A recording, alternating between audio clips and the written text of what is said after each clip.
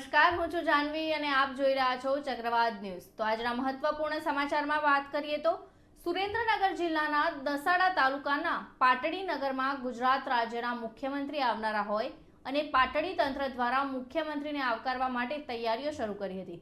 ત્યારે કામગીરી દરમિયાન ગુંગળામણના કારણે 2 યુવાનોના કરુણ મોત નીપજ્યા હતા, જેને લઈને મુખ્યમંત્રીના કાર્યક્રમને રદ પણ કરવામાં આવ્યો છે, જેને પગલે મૃતકોના પરિવાર દ્વારા સહાયની પણ માંગ ઉઠી હતી। ત્યારે કહેવાય છે ને કે સાચા અર્થમાં લડો તો પરિણામ મળે જ।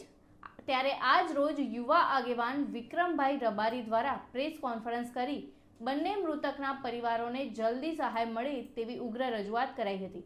બંને પરિવારને 30-30 લાખની સહાય કરવામાં આવી છે, જેમાં સાંજે ચેક પણ મળશે।